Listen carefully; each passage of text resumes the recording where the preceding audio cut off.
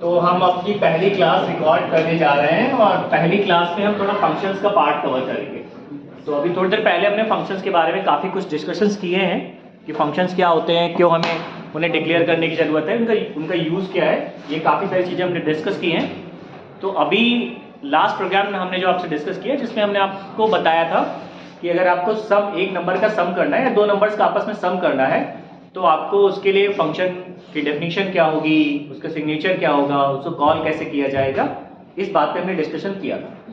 तो जहाँ तक बात रहती है फंक्शंस की, ठीक है, तो फंक्शंस हम लोग इसलिए क्रिएट करते हैं सो दैट अपने प्रोग्राम को और थोड़ा क्रिस्टल क्लियर लिख सकें और जो भी स्पेसिफिक टास्क है हर स्पेसिफिक टास्क के लिए अलग एक फंक्शन बना सकें, ठीक, और उस फंक्शन को हम रीयूज कर सकें, जितनी बार हमें ज़रूरत पड़े उतनी बार हम उसको रीयूज कर सकें। तो अभी की जो हमारी प्रॉब्लम है, हम जो कैलकुलेट करने जा रहे हैं वो फैक्टोरियल कैलकुलेट करने जा रहे हैं, ठीक। तो सबसे पहले हम ये सीखेंगे कि फंक्शन की हेल्प से फैक्टोरियल कैलकुलेट कैसे करेंगे और उसके बाद हम एक प्रॉब्लम ये ले रहे हैं कि हमें उसकी ज़रूरत क्यों पड़ रही है, क्योंकि हम एक सीरीज कैलकुलेट करना चाह रहे हैं, ठीक है। इस सीरीज के हिसाब से अगर देखा जाए तो हमें यहाँ पर क्या करना पड़ेगा, हर बार फैक्टोरियल से डिवाइड करना पड़ेगा उस नंबर को और आपस में उसका सम करना पड़ेगा, ठीक है। तो यहाँ पे आप देख रहे हैं कि फैक्टोरियल वाला काम हर बार हो रहा है, कई बार, जितनी बार आप चाहेंगे उतनी बार फैक्टोरियल वाला काम हो रहा है। तो इस वजह से ये फैक्टोरियल का फंक्शन बार बार कॉल होगा और साथ ही साथ एक लूप भी चलेगा जो इसका आपस में सम करेगा। बट ये समझने से पहले हमको ये पता होना चाहिए कि फैक्टोरियल हम बनाते कैसे हैं। तो फैक्टोरियल बनाना आपको पहले से पता है, हम बस ये बताएंगे आपको कि फंक्शंस के थ्रू आप फैक्टोरियल कैसे बनाएंगे। एक बार जब हम वो वाला काम कर लेंगे तो हम आगे बढ़ेंगे और हम डिसाइड ये डिसाइड करेंगे कि फैक्टोरियल की हेल्प से ये सीरीज का सम कैसे करेंगे। तो ये सब करने से पहले जो 3 स्टेप बहुत जरूरी है किसी भी फंक्शन को एग्जीक्यूट करने के लिए या बनाने के लिए। जो पहला स्टेप है आपका फंक्शन की सिग्नेचर को डिफाइन करना, फंक्शन के सिग्नेचर को डिक्लेयर करना। तो फंक्शन सिग्नेचर है पहले, सबसे पहले, राइट। सेकेंड नंबर पे आपका क्या है, फंक्शन की डेफिनेशन,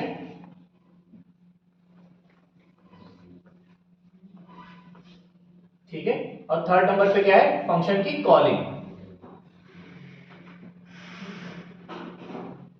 ठीक है। ये 3 स्टेप है जो बहुत जरूरी है किसी भी फंक्शन को बनाने के लिए, उसे डिफाइन करने के लिए, उसे एग्जीक्यूट करने के लिए। ये 3 स्टेप है जो बहुत जरूरी है, राइट। इन्हीं 3 स्टेप पे बेसिस हम क्या करेंगे आगे फर्दर ये वाला टास्क जो हमने लिया है इसको करने जा रहे हैं, ओके।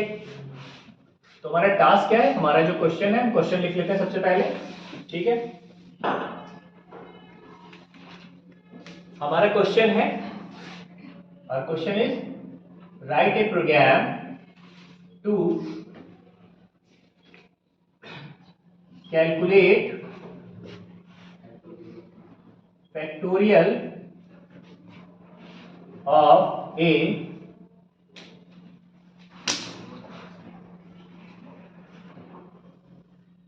number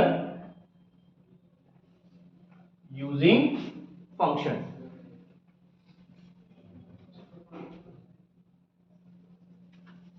ठीक है। ये हमने टास्क लिया हुआ है, इस टास्क को हम फंक्शंस के थ्रू करेंगे। तो जैसे कि अभी इससे पहले हमने आपको 3 स्टेप्स बताए थे, वो 3 स्टेप्स अगर आप याद रखें, ठीक है। तो सबसे पहली चीज हमें क्या करना है, फंक्शन के सिग्नेचर को बताना है कि फंक्शन का सिग्नेचर हमारा क्या है, राइट। तो वो करने से पहले, फंक्शन के सिग्नेचर को बताने से पहले हमें सबसे पहले क्या करना पड़ेगा, जो सी प्रोग्राम का स्ट्रक्चर है उस स्ट्रक्चर को बनाना पड़ेगा, ठीक है। तो सी प्रोग्राम का जो स्ट्रक्चर होता है इसमें सबसे पहली चीज क्या है, हमको हेडर फाइल इंक्लूड करनी पड़ती है। तो हम यहाँ पे 2 हेडर फाइल इंक्लूड कर रहे हैं, दोनों मैंडेटरी हमारी यहाँ पर है, इंक्लूड stdio.h, ये पहली हेडर फाइल हो गई। और अगर दूसरी हेडर फाइल की बात करते हैं तो इंक्लूड audio.h, ये 2 हेडर फाइल्स हो गई, राइट, ये जरूरी है। इसके बाद क्या करेंगे, फंक्शन के सिग्नेचर को हम बताएंगे। अब क्योंकि हमें फैक्टोरियल कैलकुलेट करना है तो ये आपको पता है कि अगर कोई नंबर जैसे है आपके पास 4 है, 4 का फैक्टोरियल अगर आपको कैलकुलेट करना है तो फैक्टोरियल कैसे लिखते हैं, 4 × 3 × 1, इन सभी का जो मल्टीप्लिकेशन होता है सभी नंबर्स का, वो हमारा फैक्टोरियल हो जाता है। अगर ऐसे 5 का करेंगे तो 5 इंटू 4 इंटू 3 इंटू 2 इंटू 1 ऐसे हो जाएगा। तो सिमिलर है। तो जाहिर सी बात है फैक्टोरियल हमें एक इंटीजर नंबर में करना है। हमारे पास नंबर कैसा होना चाहिए? इंटीजर टाइप का होना चाहिए। तो यानी फंक्शन के अंदर हमको वैल्यू कैसी भेजनी पड़ेगी? एक इंटीजर वैल्यू भेजनी पड़ेगी। और जब वो फैक्टोरियल कैलकुलेट कर लेगा तो वहां से कैसी वैल्यू रिटर्न हमको चाहिए? इंटीजर चाहिए, क्योंकि इंटीजर का जो प्रोडक्ट होता है यानी मल्टीप्लिकेशन होगा वो एक इंटीजर नंबर ही होगा, राइट?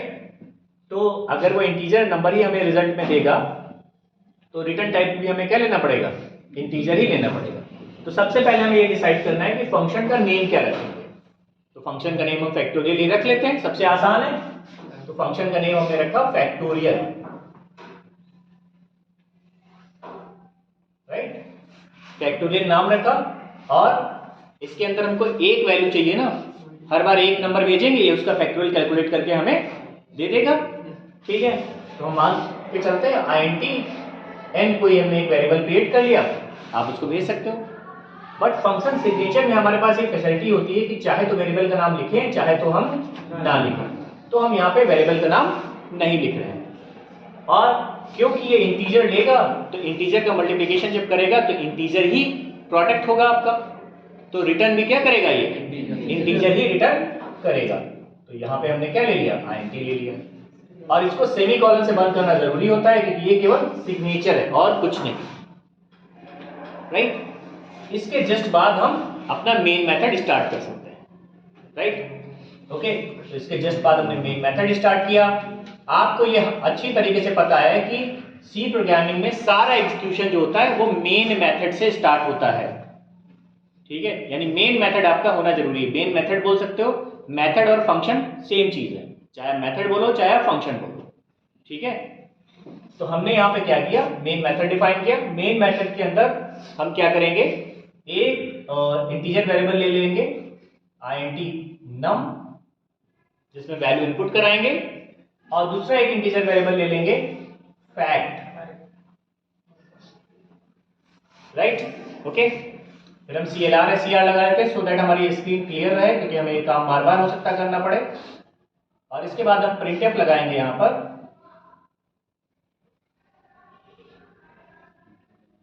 और यहां पे लिखेंगे /n हम पहले ही ले लेते हैं क्योंकि बार बार एक्सक्यूज कराएंगे तो दिक्कत रहती है, इसलिए /n पहले ले लो। ये एक अच्छी प्रैक्टिस है क्योंकि वो जाते ही न्यू लाइन ले लेता है, ठीक है? एक्सिक्यूट होते ही न्यू लाइन ले लेता है। Inter any integer value,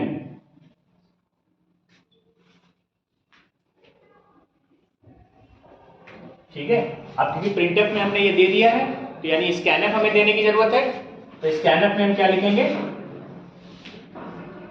scanf %d और उसके बाद एम्परसेंड के साथ उसी वेरिएबल का नाम जिसमें वैल्यू हमें इनपुट करानी है, जो कि क्या है? num,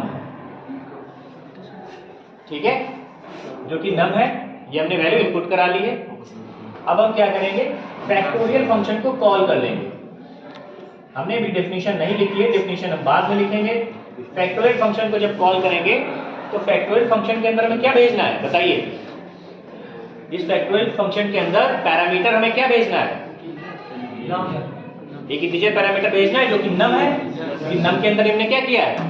इनपुट लिया, जिसका हमें फैक्टोरियल कैलकुलेट करना है वो हमने num के अंदर ही तो इनपुट लिया है। तो जाहिर सी बात है num को भेजेंगे यहाँ पर, तो हमने क्या किया? यहाँ पे num को भेज दिया। अब क्योंकि इसका रिटर्न टाइप क्या है? इंटीजर है, तो एक वैल्यू ये रिटर्न भी करेगा। रिटर्न करेगा, उसको सेव करने के लिए हमने एक अलग वेरिएबल लिया है जिसका नाम क्या है? फैक्ट। तो यहाँ पे लिख देंगे फैक्ट इक्वल टू फैक्टोरियल और उसके अंदर num। हाँ हाँ, यहाँ पर ये तो फंक्शन की कॉलिंग है। यहाँ पे हम क्या कर रहे हैं? फंक्शन को कॉल कर रहे हैं। डेफिनेशन अभी हमने नहीं दी है, डेफिनेशन हम मेन मेथड के बाद में देने वाले हैं, राइट? ओके, और इसके बाद हम क्या प्रिंट करेंगे? प्रिंटफ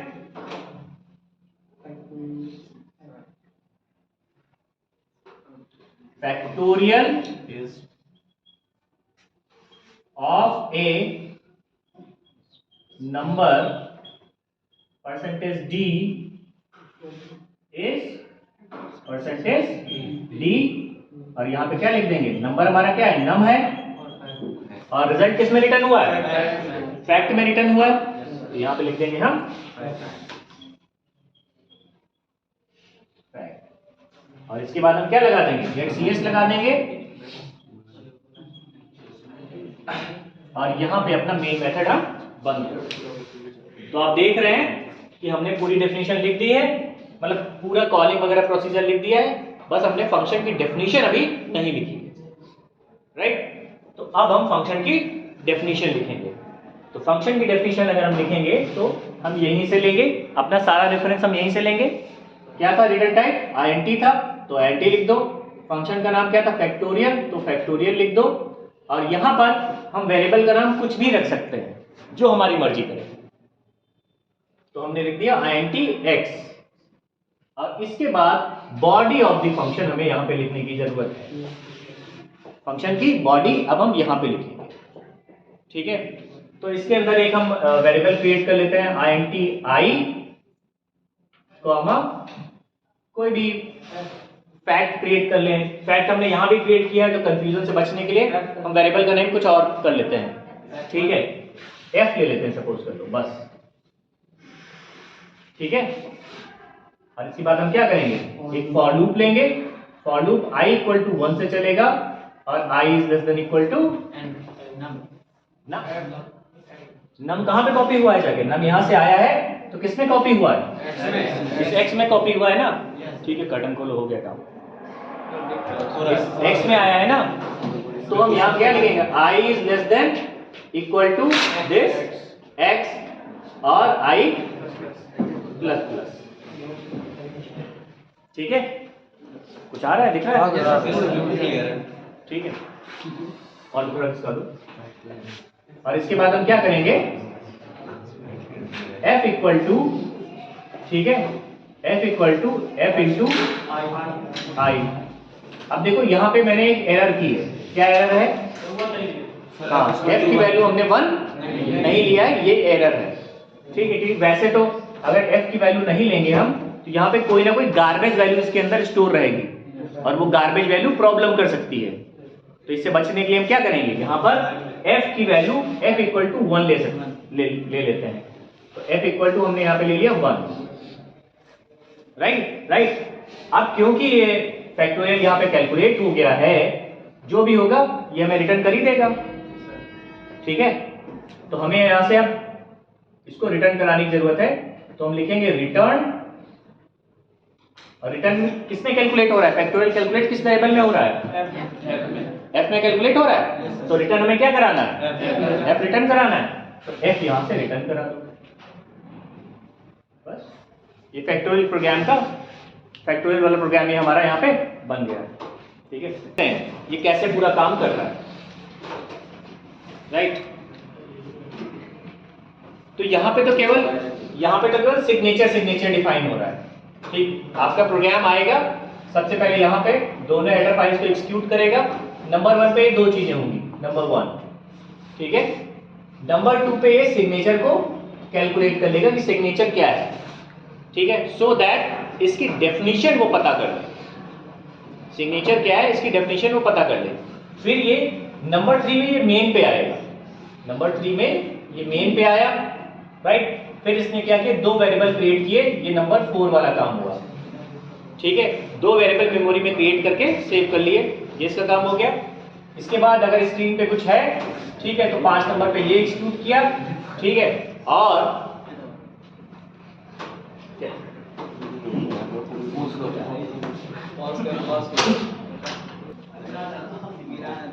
ठीक है, तो हमने क्या किया, हमने बोला 4 नंबर पे क्या होंगे, 2 वेरिएबल क्रिएट होंगे, और 5 नंबर पे क्या होगा, अगर स्क्रीन पे कुछ है तो वो CLR SCR जो फंक्शन है वो स्क्रीन से सारी चीजों को क्लियर कर देगा। इसके बाद 6 नंबर पे हमारा क्या होगा, ये वाला मैसेज आपके स्क्रीन पे प्रिंट होगा। सबसे पहले न्यू लाइन आएगी, ठीक है, और आपके स्क्रीन पे ये मैसेज प्रिंट हो जाएगा। अब ये जो प्रिंटफ फंक्शन है, ये फंक्शन, ठीक, और ये जो फंक्शन हमने बनाया है, ये दोनों अलग अलग फंक्शंस हैं। ये फंक्शन जो प्रिंटफ है, ये आया है आपका stdio.h से, यानी ये आपका फंक्शन जो है वो लाइब्रेरी फंक्शन है। दो टाइप के फंक्शन मैंने आपको बताया, लाइब्रेरी फंक्शन और यूजर डिफाइंड फंक्शन। ये आपका लाइब्रेरी फंक्शन है और ये आपका क्या है, ये आपका यूजर डिफाइंड फंक्शन है। ठीक है, इसको बोलेंगे यूजर डिफाइंड। ठीक है, और ये आपका प्रिंटफ और स्कैनर दोनों क्या है, ये आपके लाइब्रेरी फंक्शन है। ठीक है, लाइब्रेरी फंक्शन पहले से लिखे गए होते हैं, आपकी सी प्रोग्रामिंग में पहले से दिए गए हैं, राइट। तो ये मैसेज प्रिंट होगा, फिर आपसे वो एक नंबर का इनपुट मांगेगा, आप वो इनपुट दोगे। अब क्योंकि नम हमने वेरिएबल इसलिए डिक्लेयर किया था कि इसी नंबर का हमें फैक्टोरियल कैलकुलेट करना है, इस वजह से हमने ये नंबर डिक्लेयर किया, राइट। तो इसी नंबर पे हमने इनपुट ले लिया। एम्परसेंड क्या करता है, जो भी इनपुट आता है उसको ये नंबर जहां पे भी ये वेरिएबल डिक्लेयर्ड है उसके एड्रेस पे जाके उसको सेव कर देता है। एम्परसेंड का काम यहाँ पे यही है। हो गया। इसके बाद यहाँ पे क्या हुआ, स्टेप 7 हमारा क्या हो गया, नंबर इनपुट हो गया। स्टेप 8 पे क्या होगा, ठीक, सबसे पहले स्टेप 8 पे नम के अंदर जो वैल्यू हमने इनपुट कराई थी वो वैल्यू आके पैरामीटर में आके सेव हुई, मतलब पैरामीटर में आई, और उसके बाद फंक्शन का कॉल स्टार्ट हुआ। ठीक है, तो 8 नंबर पे ये इसके अंदर वैल्यू आएगी और 9 नंबर पे ये फंक्शन का कॉल स्टार्ट होगा। तो फंक्शन का कॉल जैसे ही स्टार्ट होगा ये फंक्शन उठ के आ जाएगा, ये सारा कंट्रोल यहां से उठ के आ जाएगा यहां पर, यानी 10 नंबर पे। 10 नंबर पे सारा कंट्रोल आ गया। अब 10 नंबर पे कंट्रोल आके तुरंत ये फंक्शन एग्जीक्यूट होना स्टार्ट नहीं हो जाएगा, एग्जीक्यूट नहीं होगा। सबसे पहले चेक करेगा कि जैसा मुझे बताया गया था वैसा ही मैं हूं या नहीं हूं, ये चेक करेगा। कंपाइलर क्या करेगा, कंपाइलर ये चेक करेगा कि जैसा यहां पे लिखा गया था वैसे तुमने यहां पे किया है कि नहीं किया। ये पता लगा आपने क्या किया कि भैया दिखाई किसी और की करा दी और शादी किसी और से करा दी। ठीक है, तो वो चेक करेगा भाई दोनों चीजें। फिर चेक करेगा रिटर्न टाइप क्या है, रिटर्न टाइप यहाँ पे INT है, यहाँ पे चेक करेगा हाँ भाई INT है। फिर चेक करेगा फंक्शन का नाम फैक्टोरियल है, कहेगा हाँ भाई फैक्टोरियल है, राइट। ओके, फिर ये चेक करेगा उसके अंदर पैरामीटर कितने हैं, यहाँ पे एक पैरामीटर दिया हुआ है, यहाँ पे भी एक पैरामीटर दिया हुआ है। फिर वो चेक करेगा पैरामीटर या आर्गुमेंट कितने हैं, ये उसका टाइप क्या है। कितने तो बात हो गई कि यहाँ पे एक है तो यहाँ पे भी एक होना चाहिए, यहाँ पे कोई नहीं होता तो यहाँ पे हम कुछ नहीं दे सकते थे, यहाँ पे 2 होते तो यहाँ पे भी हमें 2 देने पड़ते। ठीक है, अब वो चेक करेगा उसका टाइप क्या है, तो बोला उसका टाइप INT है, तो इसने भी देखा इसका टाइप INT। जब इतनी चीजें इसने चेक कर ली तभी ये इन कर्ली ब्रेसेस से अंदर इसकी एंट्री हो पाएगी, अदरवाइज नहीं हो पाएगी। ठीक, तो जैसे इतनी सारी चीजें चेक कर ली तो नम में जो भी वैल्यू आपने इनपुट की थी वो वैल्यू यहां से आई और इसके अंदर आके कॉपी हो गई। इसके अंदर आके x के अंदर जाके कॉपी हो गई। ओरिजिनल नम नहीं आया, नम खुद नहीं आया, नम ने अपनी वैल्यू भेज दी थी। ठीक है, तभी से बोलते हैं कॉल बाय वैल्यू। ठीक है, तो ये जो नम है जो यहां से भेजा गया इसको बोला जाएगा एक्चुअल पैरामीटर, क्योंकि ये एक्चुअल वैल्यू है ना, एक्चुअल पैरामीटर। नम को बोला जाएगा एक्चुअल पैरामीटर, और यहां पे जिस वेरिएबल में कॉपी हुआ है इसको बोला जाएगा फॉर्मल पैरामीटर। क्या बोला जाएगा, formal parameter, right. Okay, actual parameter की वैल्यू आके फॉर्मल पैरामीटर में कॉपी हो गई। अब उस वैल्यू इसके बाद जब हम यहां पे हमने एंट्री की तो यहां पे सबसे पहले इसने क्या किया, एक इंटीजर I लिया और एक इंटीजर f लिया और f के अंदर इनिशियल वैल्यू 1 असाइन कर दी। आपका सवाल यह होना चाहिए था कि I के अंदर फिर क्या असाइन हुआ होगा। I के अंदर ये पता नहीं क्या असाइन हुआ होगा, कुछ भी नहीं पता। इस सिचुएशन तक नहीं पता I के अंदर क्या असाइन हुआ होगा। जस्ट लाइक इसको ऐसे समझ सकते हो कि जब भी कोई नई आपको जमीन दिखती है वो बंजर संजर सी होती है, उल्टी सीधी, आपको मकान बनाना है, सबसे पहले उसको सफाई करानी पड़ती है। इनिशियली जब जाओगे तो वहां पे आपको कूड़ा कबाड़ बहुत सारी चीजें मिलेगी, तो वही कूड़ा कबाड़ वैल्यू इसके अंदर पड़ी रहती है, उसी को बोलते हैं गार्बेज वैल्यू। तो इनिशियली जब ये डिक्लेयर होता है तो उसे गार्बेज वैल्यू बोलते हैं। इसके अंदर गार्बेज वैल्यू सेव होगी, इसके अंदर भी गार्बेज वैल्यू थी, लेकिन जैसे इसको हमने डिक्लेयर किया तुरंत हमने इसके अंदर एक वैल्यू असाइन कर दी, तो f की वैल्यू हो गई 1। फिर हमने फॉर लूप चलाया और फॉर लूप चला हमने i इक्वल टू 1 से less than equal to x तक चलाया, क्योंकि हमें क्या करना था, फैक्टोरियल में यही होता है, जिस नंबर का आपको फैक्टोरियल कैलकुलेट करना होता है उस नंबर तक हम लूप चलाते हैं और मल्टीप्लाई करते रहते हैं। थोड़ी देर पहले हमने एग्जांपल में बताया था। तो फिर इसके बाद 10 नंबर के बाद 11 नंबर में आपका ये होगा और 12 नंबर में आपका ये लूप एग्जीक्यूट होना स्टार्ट होगा। 12 में आप ये समझिए 12.1 पे ये एग्जीक्यूट होगा और 12.2 पे ये एग्जीक्यूट होगा, राइट। जैसे ये एग्जीक्यूट होगा हमारा लूप आ जाएगा यहां पर, मतलब हमारा कंट्रोल जो आ जाएगा वो यहां पे आ जाएगा। तो 12.3 में ये वाला पार्ट एग्जीक्यूट होगा इतना, और उसके बाद फिर i की वैल्यू बढ़ेगी, फिर कंडीशन चेक होगी, फिर i की वैल्यू बढ़ेगी, फिर कंडीशन चेक होगी। ऐसे करते करते i तब तक चलेगा जब तक कि वो गिवन नंबर के बराबर ना आ जाए, ठीक है, ठीक, कम या बराबर ना हो जाए तब तक वो चलेगा। पूरा जब कैलकुलेट हो जाएगा तो इसका मतलब फैक्टोरियल आके f के अंदर सेव हो चुका है। f के अंदर जब सेव हो चुका है तो f को यहां से रिटर्न करा देंगे, ठीक है। तो 13 नंबर पे ये वाला पार्ट चलेगा, यहां से ये वैल्यू जो रिटर्न हुई f की, ये वैल्यू आके रिसीव होगी यहां पर, ठीक है, इस फैक्ट के अंदर, यानी यहां से इस फैक्टोरियल से जो वैल्यू निकली, इस असाइनमेंट ऑपरेटर ने क्या किया, वो वैल्यू फैक्ट के अंदर आके सेव कर दो, ठीक है। अब फैक्ट के अंदर आके वैल्यू सेव हो गई है तो इसका मतलब फैक्टोरियल कैलकुलेट हो चुका है। तो आपका 15 नंबर पे ये प्रिंटफ फंक्शन चलेगा। प्रिंटफ फंक्शन क्या करेगा, फैक्टोरियल प्रिंट करेगा ऑफ ए नंबर, यानी परसेंटेज d। नंबर हमने यहां पे किसमें स्टोर किया था, नम के अंदर, तो यहां पे हमने क्या लिखा, नम लिखा, और फैक्टोरियल किसमें कैलकुलेट होके आया हुआ है, फैक्ट के अंदर, इसलिए हमने यहां पे फैक्ट लिखा। इसके बाद आपका गेट ch कॉल हो जाएगा, ठीक है, जो आपका नेक्स्ट इनपुट कीबोर्ड इनपुट आपसे मांगता रहेगा, ठीक। जब तक कीबोर्ड इनपुट आप नहीं दोगे तब तक वो स्क्रीन को होल्ड रखेगा वैसे ही, जैसे कीबोर्ड इनपुट दोगे वो एग्जीक्यूट होके आगे चला जाएगा और आपका प्रोग्राम यहाँ पे बंद हो जाएगा।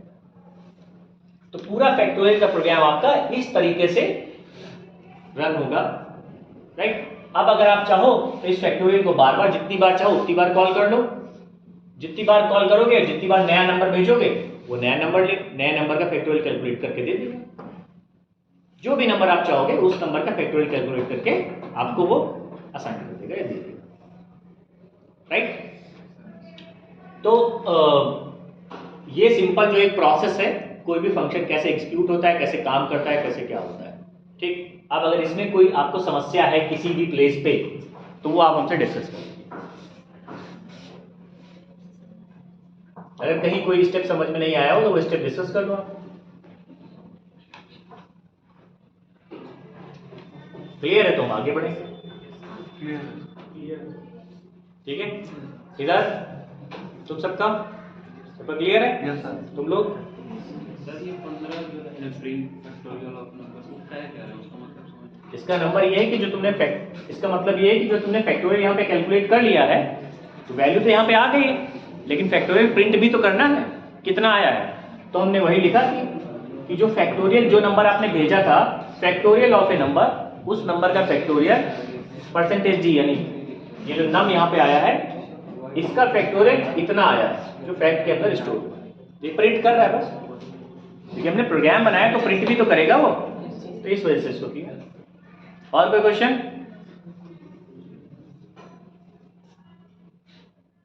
पूछ लो।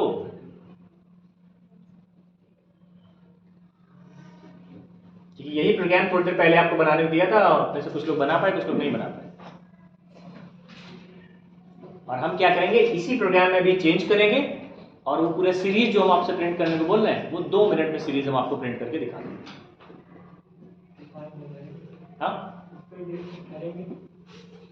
हाँ, हम एक नया फंक्शन हमें बनाना पड़ेगा सम के लिए। अंजलि क्लियर है? अच्छा, मुंह से तो नहीं लग रहा। यस बताओ क्या समझ में नहीं आया? ये पूछिए कौन है क्या? ये वाला ना, हाँ तो देखो ठीक है, ये समझ में नहीं आया, दिस इज द लॉजिक। तो सबसे इसको ड्राई रन करके देखना पड़ेगा कि सबसे पहले ये हम सब हटा देते हैं जो हमने पॉइंट पॉइंट लिख रखे हैं, ठीक है, तो थोड़ा सा क्लियर हमें कैच में आएगा, थोड़ा कंफ्यूज कर रहा है। तो सपोज कर लो तुमने नम के अंदर एक कोई एक वैल्यू, एक नंबर पे बताओ किसका फैक्टोरियल तुम निकालना चाहते हो? 9 का? चलो 5 का कर ले, मेरी ना तुम्हारी, ठीक है। 5 आया तो देखो 5 का एक्सक्लूशन कैसे होगा। यहां पे आपने नंबर इनपुट कराया 5,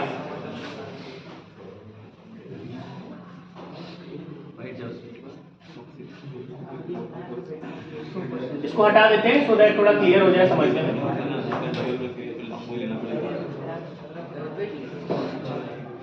आपने वैल्यू इनपुट की यहाँ पे 5, यहाँ पर आपने 5 वैल्यू इनपुट की, 5 वैल्यू नम में भेजी गई, ठीक है, और 5 वैल्यू यहाँ पे आके रिसीव हुई। यहाँ पे क्या आके रिसीव हुआ? 5 रिसीव हुआ x के अंदर, ठीक है। अब यहाँ पे वैल्यू ये 1 से स्टार्ट हुआ और कहाँ तक जाएगा? लेस देन इक्वल टू 5 तक जाएगा। तो सबसे पहली बार i की वैल्यू क्या होगी? सबसे पहली बार i की वैल्यू क्या होगी? 1 होगी। तो कितना होगा? 1 इंटू 1, 5 कहाँ होगा भाई? f इंटू i कर रहे हैं ना, तो f की वैल्यू भी 1 थी और i की वैल्यू अभी भी क्या है? 1 है। तो 1 इंटू 1 हुआ और f में आके सेव हो गया, तो f की वैल्यू क्या हो गई? 1। इसके बाद i की वैल्यू क्या हो, बढ़ के क्या हो गई? 2 is less than equal to 5, yes. तो हमने क्या किया, f इक्वल टू, f की वैल्यू क्या थी? 1 थी, अब i की वैल्यू क्या हो गई? 2 हो गई। तो 1 इंटू 2 इक्वल टू 2 हो गया, राइट। फिर से i की वैल्यू बढ़ के कितनी हो गई? 3 हो गई। तो अब यहाँ पे क्या होगा? f इक्वल टू, f की वैल्यू क्या है? 1 कहाँ है? अब यहाँ 2 नहीं हो गई, देखो ये 2 हो गई ना वैल्यू। तो अब f की वैल्यू मिली तुम्हें 2 और i की वैल्यू क्या मिली? 3। तो 2 इंटू 3 इक्वल टू कितना हो गया? 6। f की वैल्यू कितनी हो गई? 6 हो गई। और i की वैल्यू एक बढ़ी 3 थी, अब क्या हो गई? 4 हो गई। तो f इक्वल टू, अब क्या हमें मिला? 6 इंटू 4, कि f की वैल्यू यहाँ 6 हो गई थी ना और i की वैल्यू 4, तो 6 and 4 24। अब f की वैल्यू कितनी हो गई? 24। i की वैल्यू 5 हो जाएगी। अब तो अगले वाले स्टेप में क्या आ जाएगा? 24 इंटू 5 कितना हुआ जाके? क्या? 120, ठीक है। फिर i की वैल्यू बढ़ के कितनी हो गई? 6 is less than equal to 5, false, condition false हो गई, तो ये वाला लूप बंद हो गया। यहाँ f को रिटर्न कर रहे हैं, f की वैल्यू यहाँ पे कितनी हुई है? 120।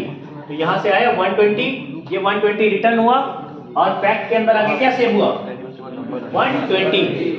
120 फैक्ट के अंदर आके सेव हुआ। और जब ये इसको प्रिंट करेगा तो प्रिंट करेगा factorial of A number 5 is 120।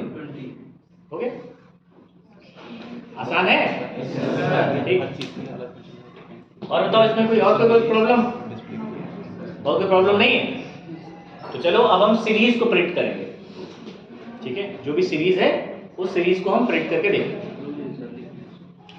Okay. लिखना है इसको, ठीक है। रिकॉर्ड हो रहा है वीडियो, तो तुम लिखोगे इसको। फोटो खींच सकते हो, खींचना चाहो तो, अदरवाइज रिकॉर्ड करने के नहीं, छेड़खानी मत करो ना, वो गड़बड़ होता है। अबे जल्दी खींचो, मियाँ में आके खींच रहे हो यार बिल्कुल।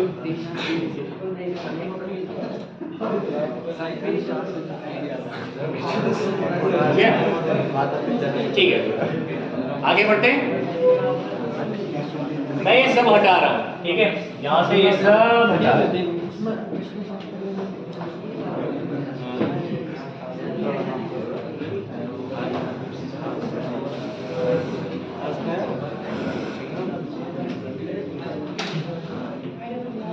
देखो हमें करना क्या है, हमें इस सीरीज का सम प्रिंट करना है,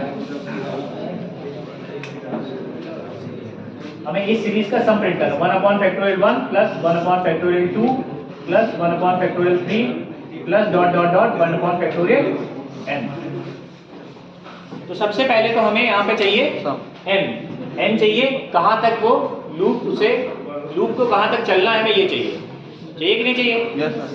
ठीक है, तो यहाँ पे नम के प्लेस पे हम क्या ले लेंगे? n ले लेंगे। ठीक है, तो हमें नम की जरूरत नहीं पड़े, बट फिलहाल हम मान के चल रहे हैं कि नम की जरूरत शायद हमें ना हो। तो हमने यहाँ पे ले लिया n, और फैक्ट की जरूरत तो हमें पड़ेगी ही पड़ेगी, ये तो क्लियर है, राइट। लेकिन जो अब नेक्स्ट चीज हमारे सामने आ रही है वो ये आ रही है कि हमें एक नया मेथड बनाना पड़ेगा या फंक्शन बनाना पड़ेगा जहां पे हम सम करेंगे, क्योंकि ये वाला काम तो बार बार होगा और आपस में सम होता रहेगा। ठीक, तो या तो इसको हम दो फंक्शन से कर सकते हैं या एक ही फंक्शन से करें, जैसा तुम बताओ। एक ही फंक्शन से करते हैं। अभी एक फंक्शन से करते हैं, थोड़ा आसान रखते हैं, बाद में इसको दो फंक्शन से करेंगे। ठीक है, तो हमें क्या करना पड़ेगा? वही वाला काम, n की वैल्यू को इनपुट कराना पड़ेगा, लूप कहां तक चलाना है ये बताना पड़ेगा ना। ठीक है, तो उसके लिए हमें क्या करना पड़ेगा? प्रिंटफ के अंदर में भेजना पड़ेगा प्रिंटफ इंटर दी रेंज स्लैश एन यहां आप लगा लेंगे। स्लैश एन हम इसलिए लगाते हैं ताकि न्यू लाइन हमें मिल जाए। स्कैन एफ के अंदर हम क्या करेंगे? परसेंटेज डी एम% n। ठीक है, वहां पे नम लिया था, यहाँ पे एम% n के हम क्यों ले रहे हैं बताओ? एम% n क्यों ले रहे हैं? वहां पे तो नम लिया था।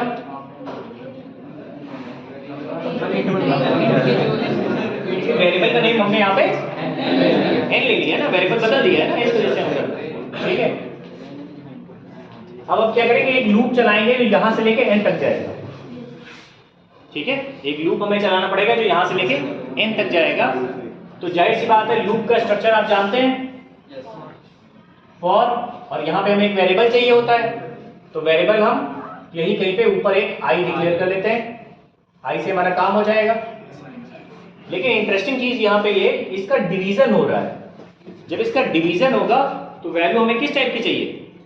फ्लोट टाइप की चाहिए, राइट। और जाहिर सी बात है कि ऊपर भी एक इंटीजर है, नीचे भी एक इंटीजर है। जब ऊपर नीचे दोनों जगह इंटीजर है तो डिवीजन में जो वैल्यू हमें निकल के आएगी वो भी इंटीजर ही आएगी, फ्लोट नहीं आएगी।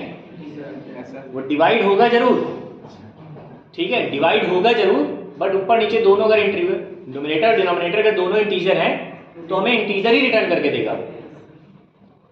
ठीक है, ये हम पहले डिस्कस कर चुके हैं। ओके, तो इस केस में हमें करना क्या पड़ेगा? या तो हम कोई एक वैल्यू को फ्लोट में कन्वर्ट करें, या हम यहाँ पे एक्सप्लिसिट टाइप कन्वर्जन का यूज कर लें। ठीक है, दोनों, हाँ हाँ वो कर सकते हैं। ठीक है, लेकिन हमें इसके सम को स्टोर करने के लिए एक वेरिएबल तो चाहिए, फ्लोट या डबल टाइप का, राइट। तो यहाँ पे हम क्या करेंगे? यहाँ पे हम ले लेंगे, इसी कंटिन्यूएशन में आप लिख सकते हो, हमने ले लिया float sum equal to 0.0f। f क्यों लगाते हैं हम? 0.0f क्यों लगाते हैं? f यहाँ पे हम क्यों लगाते हैं? फ्लोट के लिए, कि वो ये कंफर्म कर ले कि इसके अंदर हम डबल वैल्यू देखो, क्योंकि जो रियल नंबर होते हैं वो दो टाइप के होते हैं, फ्लोट होता है और डबल होता है। तो जब हम यहाँ पे f लगा देते हैं तो ये कंफर्म हो जाता है इसके अंदर फ्लोट वैल्यू को हम सेव कर रहे हैं। ठीक है, 0.0 ही लगाते हैं, मतलब तरीका उसका यही लिखने का। जब इनिशियल वैल्यू असाइन करते हैं तो उसके लिखने का तरीका यही है, ये बताता है इसके अंदर फ्लोट टाइप की वैल्यू जा रही है, राइट। ओके, अब i इक्वल टू 1 से हम रन कराएंगे और i is less than equal to n तक, और i प्लस प्लस, फिर यहां पे हम क्या करेंगे? Sum equal to sum plus 1 upon float explicit type conversion, और यहां पे कॉल कर लेंगे इसको फैक्टोरियल, और फैक्टोरियल में आप भेज देंगे आई को, ठीक है, और इस पूरे को ले लेंगे इस ब्रैकेट में और सेमी कॉलन से यहाँ पे बंद कर, और ये लूप यहाँ पे क्लोज कर, ठीक है। अब ये चीज समझनी थोड़ी सी डिफिकल्ट आपके लिए इसलिए हो रही है क्योंकि हमने यहाँ पे काफी कुछ कर लिया है भाई। Sum equal to sum plus ये तो समझ में आ रहा था, यहाँ पे हमें फ्लोट इसलिए लगाना पड़ गया क्योंकि एक्सप्लिसिट टाइप कन्वर्जन हमको करना ही करना पड़ेगा, यानी नीचे वाली वैल्यू को हमें फ्लोट में कन्वर्ट करना पड़ेगा या तो ऊपर वाली को कन्वर्ट कर दें। तो हमने सोचा नीचे वाली को कन्वर्ट कर दें, डिवीजन में ऑटोमेटिक वो वैल्यू फ्लोट आ जाएगी। लेकिन सवाल ये है यहाँ पे हमने आई क्यों भेजा है? सवाल ये है कि यहाँ पे हमने आई क्यों भेजा है? क्योंकि सबसे पहली बार में वो 1/(1) हो रहा है, फिर 1/(2) हो रहा है, 1/(3) हो रहा है, और यहाँ पे आई की वैल्यू भी पहले 1 होगी, फिर 2 होगी, फिर 3 होगी, 4 5 6 कहाँ तक, और जो ये आई की वैल्यू होगी वही यहाँ पे भी पास भी हो जाएगी, तो यहाँ पे 1 चला जाएगा, अगली बार में 2, फिर 3, फिर 4। देखो हमें कोई चेंज इसमें नहीं करना पड़ा, इस फैक्टोरियल में कोई भी चेंज हमें नहीं करना पड़ा इस फंक्शन के अंदर, ठीक, ये एज इट इज बना रहा और सारा काम हमारा यहां से हो गया। अब हमें केवल क्या करना है, यहाँ पे एक प्रिंट लगाना है फंक्शन और इसकी सम की वैल्यू को प्रिंट कर देना है, बस हो गया, सीरीज का सम हो गया, राइट। सीरीज का सम यहाँ पे ऑटोमेटिक कैलकुलेट हो गया, सारी चीजें वहीं पे। इस क्वेश्चन में किसी को कोई प्रॉब्लम? ठीक है, क्या एक मिनट बस बता रहे हैं। प्रिंट है सम ऑफ सीरीज इज परसेंटेज है,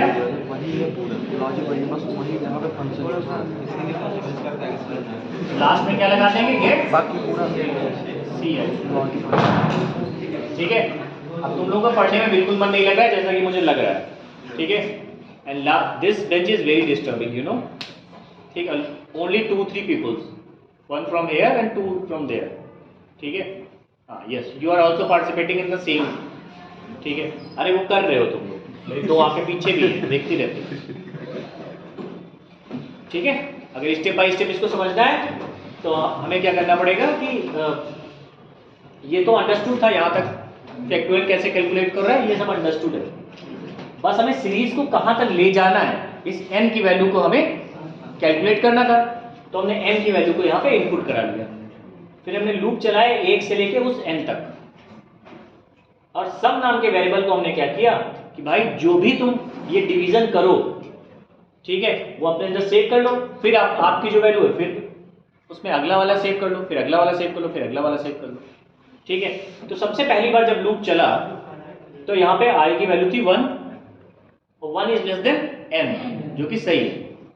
तो यहाँ पे क्या हुआ, sum equal to sum plus, तो सम की वैल्यू थी 0.0f, तो 0.0f प्लस 1/, ठीक है, फैक्टोरियल के अंदर यहाँ भेज दिया i की वैल्यू जो कि थी 1, ठीक। तो 1 जैसे भेजी ये पहुंच गया यहाँ पर, ठीक। इस x में क्या कॉपी हुआ, 1 कॉपी हुआ, इस x पे कॉपी हुआ 1, राइट, और 1 का उसके बाद 1 का फैक्टोरियल कैलकुलेट हुआ, तो यहाँ 1 और ये कंडीशन चेक हुई 1 is less than equal to 1, हाँ सही है। तो जो 1 is less than equal to 1 है तो इसने क्या किया, इसको मल्टीप्लाई किया और f में सेव कर लिया, वैल्यू आई 1, यहाँ पे i की वैल्यू बढ़ के हो गई 2, तो यहाँ पे आए 2 is less than equal to 1, condition false, इस लूप से बाहर आए और यहाँ से f की वैल्यू को रिटर्न कर दिया, f में वैल्यू केवल 1 सेव हुई थी तो 1 रिटर्न हो गई और 1 रिटर्न होके पहुंची यहाँ पे, तो इन्होंने क्या किया उसको 1.0 बना दिया, तो 1/1.0 रिजल्ट आया 1.0, तो 0.0f में 1.0 जब ऐड हुआ तो सम आया क्या 1.0, फिर i की वैल्यू बढ़ के हो गई 2, ठीक, फिर यहाँ पे 2 आया, 2 का फैक्टोरियल कैलकुलेट हुआ होगा वो भी 2 ही आएगा, ठीक है, 2 यहाँ पे रिसीव हुआ, 2 का फैक्टोरियल 2 आया, यहाँ से 2 भेजा गया, यहाँ पे 2.0 मिला इसे, तो 1/2.0 क्या आया? 1/2.0। अबे 1/2.0 क्या? 0.5। ठीक है, और पहले से सम की वैल्यू क्या थी? पहले से सम की वैल्यू क्या थी? 1.0। अब हमें क्या मिला? 0.5। दोनों ऐड हुए, सम कितना हो गया?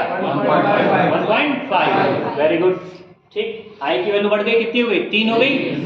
3 is less than equal to n, n की जो भी वैल्यू हो, अभी हमें नहीं पता। ठीक है, तो अब यहाँ पे आ गया 3, और 3 का फैक्टोरियल कैलकुलेट किया तो कितना आया? 6 आया। यहाँ से 6 रिटर्न हुआ, यहाँ पे आ गया 6.0, तो 1/6.0 कितना होगा? देखो जरा, ठीक, 1/6 कितना आएगा? कितना? 1.66। अरे यार 1/6 कितना है ये बताओ?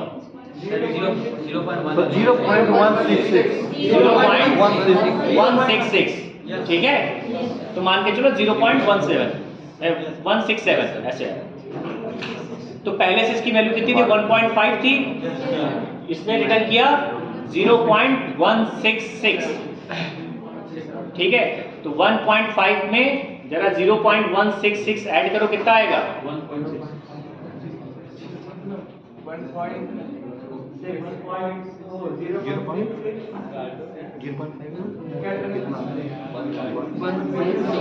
अरे 1.5 प्लस 0.166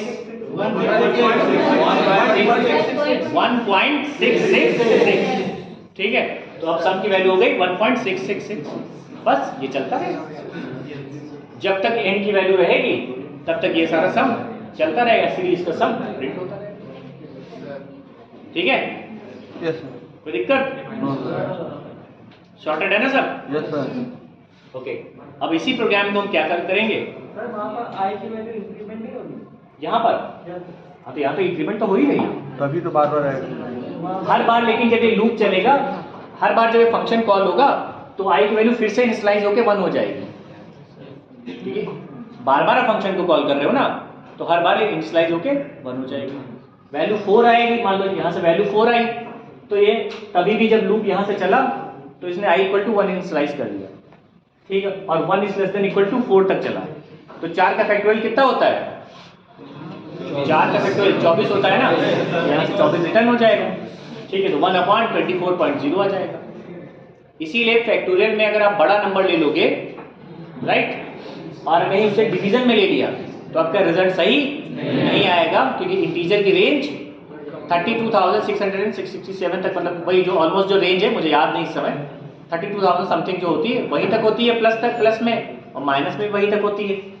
तो प्लस और माइनस में घूमता रहेगा अगर बड़ी रेंज होगी तो, या फ्लोट में भी कुछ ऐसे ही आ जाता है। तो फैक्टोरियल, किसी बड़े नंबर का फैक्टोरियल भी बहुत ज़्यादा आ जाता है, तो इसी वजह से वो 0 वैल्यू देने लगता है। Right, okay. तो जो टर्बो कंपाइलर है, टर्बो कंपाइलर आपका 16 बिट पे चलता है, इसलिए 16 बिट के हिसाब से वो नंबर कैलकुलेट करता है। अगर आप उसको 64 बिट पे चलाओगे कोई पे, तो 64 बिट के हिसाब से नंबर जनरेट करेगा। Right, okay. अब हम क्या करेंगे, इसी प्रोग्राम को 2 फंक्शन में कन्वर्ट करेंगे। एक फंक्शन का नाम है फैक्टोरियल और दूसरे फंक्शन का नाम है सम या सीरीज सम। उस फंक्शन का नाम हम रख लेते हैं सीरीज सम, लेकिन उससे कुछ भी हम रिटर्न नहीं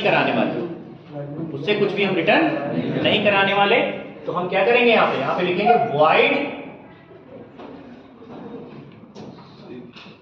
सीरीज और सम। और इस सीरीज सम के पास क्या आएगा? इस सीरीज सम के पास एक फैक्टोरियल आएगा, INT टाइप का। राइट, अब जो काम हम यहां पे कर रहे हैं, इस काम को हम यहां से हटा देते हैं। ये प्रिंट भी यहां से हटा दें, प्रिंट भी हम वहीं कर लेंगे। ठीक है, यहां से हटा दिया, और अब हमने क्या बनाया, इस फंक्शन को हमने यहां बना दिया वाइड सीरीज सम, और इस सीरीज सम के अंदर हमने पास क्या कर दिया, सीरीज सम के अंदर हमने कोई एक आईएनटी एन पास कर दिया, जो भी रहा, ठीक है। और इसके बाद हमने क्या किया, एक लूप लिया, INT I comma fact equal to 1, और हमने यहां पे क्या किया, एक लूप चलाया फॉर आई इक्वल टू 1। अच्छा, यहां पे मैं दो चीजें पास करनी पड़ेंगी, नंबर भी पास करना पड़ेगा और नहीं, हाँ नंबर भी पास करना पड़ेगा। ये जो नंबर n है ना, ये भी पास करना पड़ेगा और फैक्टोरियल भी पास करना पड़ेगा। तो यहाँ पे मैं n पास कर ले रहे हैं और आईएनटी फैक्ट पास कर ले रहे हैं, ठीक है। यहाँ पे दो आईएनटी आएंगे, आईएनटी कॉमा आईएनटी, कैसे अभी हम आपको समझा देते हैं। तो फैक्टोरियल यहाँ पे आ ही जा रहा है, तो हमें यहाँ पे लेना पड़ेगा, एक तो आई हो गया और दूसरा हो गया फ्लोट सम। हमें दूसरा यहाँ पे लेना पड़ेगा फ्लोट सम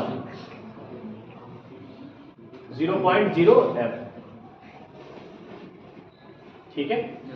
और फिर एक लूप चलाएंगे हम फॉर i इक्वल टू 1 से i is less than equal to n तक, और i प्लस प्लस, और यहाँ पे हम क्या करेंगे, sum equal to sum plus 1 upon float factorial के अंदर i, फिर ये 1, और इसी के अंदर क्या करेंगे, यहीं पे हम प्रिंट चला देंगे, print sum of series is percentage f, और यहाँ पे लिख देंगे हम, और उसके बाद ये हम बंद कर देंगे। अब हम करेंगे क्या, इसको कॉल करना पड़ेगा, हमें एक फंक्शन को ही कॉल करना पड़ेगा यहाँ पर। वो क्या होगा, सीरीज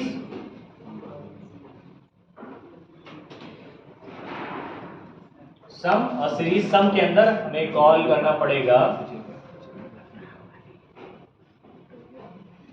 नहीं हमने थोड़ा सा गलत किया है, हमें एक ही वेरिएबल की जरूरत पड़ेगी, दो की जरूरत नहीं पड़ेगी। यहाँ पे केवल n पास कर देंगे यहाँ से,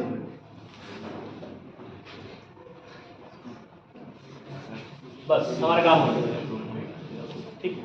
जो काम हम यहाँ पे कर रहे थे वो हमने इसको अलग एक फंक्शन में कर लिया।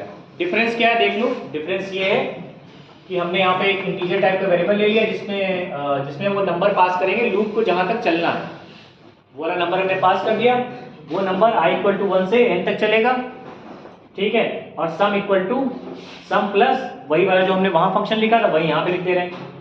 फैक्टोरियल हमें हमेशा i का ही कैलकुलेट करना पड़ेगा, जो लूप यहाँ पे था उसी लूप का फैक्टोरियल हमें कैलकुलेट करना पड़ेगा।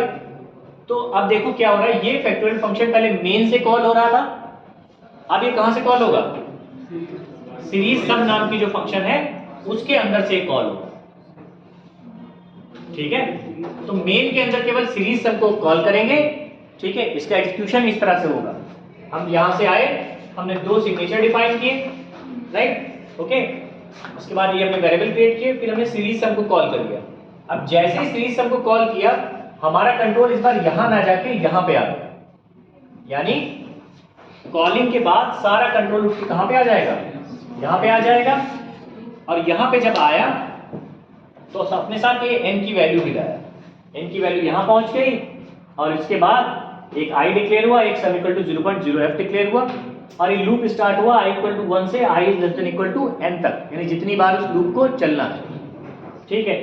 फिर sum equal to sum plus 1 upon float factorial. अब जैसे ही फैक्टोरियल यहाँ पे कॉल हुआ, ठीक है, सारा कंट्रोल उठ के कहां पे आ गया, इस फैक्टोरियल वाले प्रोग्राम के पास, और इसने प्रोग्राम को एग्जीक्यूट कराया, एग्जीक्यूट करा के वैल्यू रिटर्न की, वैल्यू फिर से यहाँ पे आ गई, डिवाइड किया, सम में ऐड किया, ठीक। फिर जो i की वैल्यू बढ़ी फिर से इसने फैक्टोरियल कॉल किया, फिर से डिवाइड किया, फिर से इसमें सम किया, फिर से आई की वैल्यू बढ़ी, फिर से फैक्टोरियल कॉल हुआ, फिर से तो फैक्टोरियल देखो बार बार यहाँ पे कॉल हो रहा है 1/1 उस तरीके से, राइट। तो ये सीरीज, ये प्रोग्राम इस तरीके से चलेगा जब हम दो फंक्शन की हेल्प से इसको करें, ठीक है। तो फंक्शन में हम इतने रखते हैं अभी फिलहाल, ठीक, इतना इनफ है इसको समझने के लिए। इस प्रोग्राम में जो अभी मैंने चेंज किया है आपके सामने, यहाँ पे अगर कोई प्रॉब्लम आपके लिए है तो आप बताएं। अनीश इतनी देर में 2 बार सो चुका है, 2 से 3 बार सो।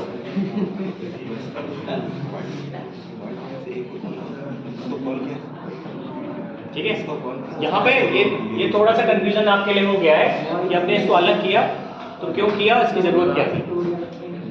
कोई जरूरत नहीं थी, कोई खास जरूरत नहीं थी, केवल कोड की रीडेबिलिटी को हमने बढ़ा दिया। मेन के अंदर केवल इतना काम हो रहा है, बाकी सब अपना अलग अलग हो रहा है, राइट। ओके, इससे फोटो क्लिक कर सकते हो।